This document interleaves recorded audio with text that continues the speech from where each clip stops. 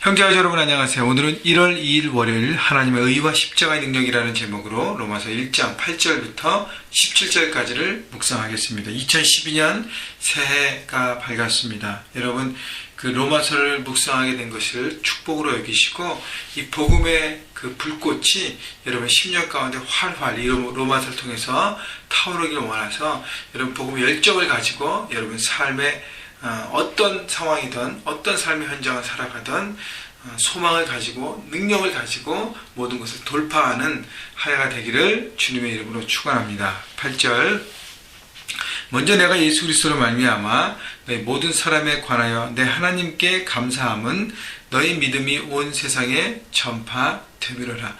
바울은 이 로마서를 쓰면서 이 로마의 성도들을 향해서 먼저 감사하다 했습니다. 하나님 앞에 감사하는 것은 너희 믿음이 온 세상에 전파됩니다.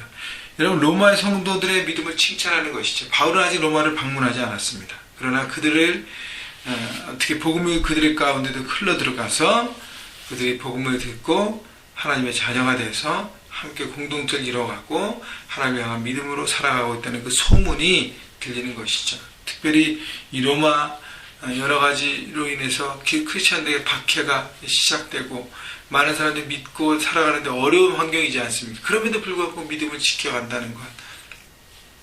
결국 그 믿음은 하나님 향한 온전한 믿음은 소문이 나는 수밖에 없다는 것이죠. 여러분이 온전히 삶의 현장에서 하나님 향한 믿음 가운데 살면 그 소문이 나게 되어 있습니다. 어떤 방법이든지.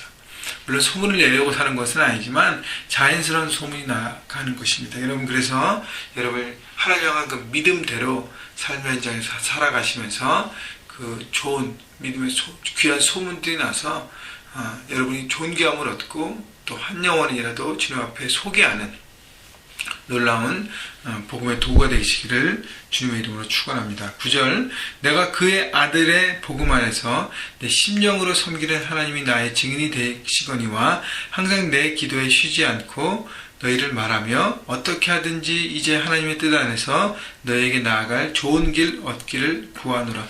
자, 로마 성도를 향한 바울의 사랑과 바울의 관심과 바울의 열정을 얘기하고 있습니다. 이것을 바라보면서 우리가 성도 간에 서로가 어떻게 해야 될 것인가 또 우리가 배울 수 있는 것 같아요. 성도를 향한 서로의 마음인 것이죠. 지체들 향한 마음. 그래서 몇 가지가 있는데 9절 10절에 보면 중보기도입니다.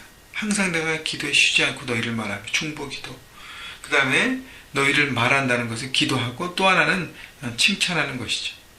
또 만남을 추구하는 것. 그래서 성도들 간에 서로에게 중보기도하고 칭찬해주고 서로가 만날 수 있는 그 만남을 추구하면서 하나님 앞에 세워져가는 공동체가 되어가는 것이죠. 여러분 우리 형제교회 여러분 만나면 만날수록 우리 힘이 나고 기뻐하는 공동체가 되어야 합니다. 여러분 이번 주 금요일날 우리 나눔방으로 만나는데 여러분이 어디 소속되어 있던 소속되는 그 나눔방 공동체로 들어가십시오. 그래서 그곳에서 여러분 하나님의 사랑을 나누고 하나님의 생각을 나누고 정말 만나서 우리가 서로 힘을 얻고 또 삶의 현장 가운데 승리하는 여러분 모두가 되어 주시기를 바랍니다. 11절 내가 너희 보기를 간절히 원하는 것은 어떤 신령한 은사를 너에게 나눠주어 너희를 견고하게 하려 함이니. 바울은 로마 성도들을 향한 만남의 목적을 구체적으로 얘기합니다. 은사를 나눠주고 너를 견고하게 한다는 것입니다.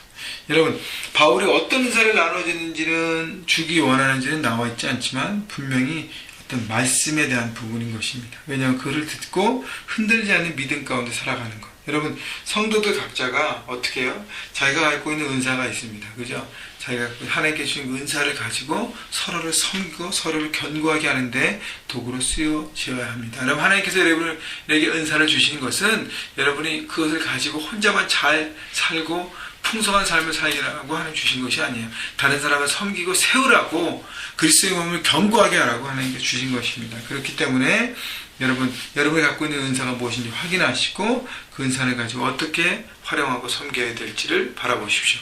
2012년 저에게 하나님 주신 그 말씀의 은사를 붙잡고 더 기도하고 더 묵상하고 하나님 앞에 더 깨어 있어서 여러분에게 좋은 클리키티와 말씀과 설교와 그런 구체적인 나눔을 저는 하기를 소망합니다. 그렇게 여러분 섬기겠습니다. 12절 이제 이는 곧 내가 너희 가운데서 너희와 나의 믿음으로 말미암아 피치 아니함을 얻으려 함이니 또 서로를 격려하고 살아가는 공동체죠. 서로를 품어주고요. 13절 형제들아 내가 여러 번 너에게 가고자 하는 것을 너희가 모르는 것을 원하지 아니하노니 이는 너희 중에서도 다른 이방인 중에서와 같이 열매를 맺게 하려 함이로다. 지금까지 길이 막혔도다. 바울은요 계속적으로 로마 성도들을 만나기 소망했는데 길이 막혔다 합니다. 다른 바울이 지금 고린도에서 이 편지를 쓰고 있습니다. 고린도 교회나 다른 이 헬라적인 모든 교회처럼 더 구체적인 어떤 그 훈련과 가르침을 통해서 더 견고한 삶, 훌륭한 열매들을 맺기를 바울은 소망했기 때문에 열심히 추하했던 것이죠. 근데 길이 막혔다고 얘기합니다. 여러분, 길이 막혔지만 어떻게 해요? 포기하진 않았어요. 바울은 포기하지 않았어요. 그래서 결국 어떻게 해요? 로마로 마지막에 가지 않습니까? 여러분, 그래서 사랑을 포기하지 않는 것입니다. 끝까지 계속적으로 어려움을 뚫고 어떤 방법이든지 사랑하고 축복하는 관계가 되어야 하는 것이죠. 14절 헬라인이나 야만인이나 지혜 있는 자나 어리석은 자에게 다 내가 빚진 자라. 그러므로 나는 할 수 있는 대로 로마에 있는 너희에게도 복음 전하기를 원하노라. 바울은 자신이 복음의 빚진 자라 했습니다. 근데 모든 사람에게 헬라인이나 야만인이나 지혜 있는 자나 어리석은 자나 모든 사람에게 빚진 자라고 얘기하고 있습니다. 왜냐하면 하나님이 예수님이 바울을 만나주시면서 사명을 주신 것이 이방의 빛이다라고 했기 때문에 이방 사람들, 특별히 헬라 사람들, 유대인이 아닌 모든 사람들을 바라보며 그 안에 이렇게 부담감이 있던 것이, 물론 유대인에게 동족에게도 부담감이 있었어요. 그래서 여러분, 이 모든 것은 복음의 빚진 대로 살아가는 것은 사명대로 살아가는 것입니다.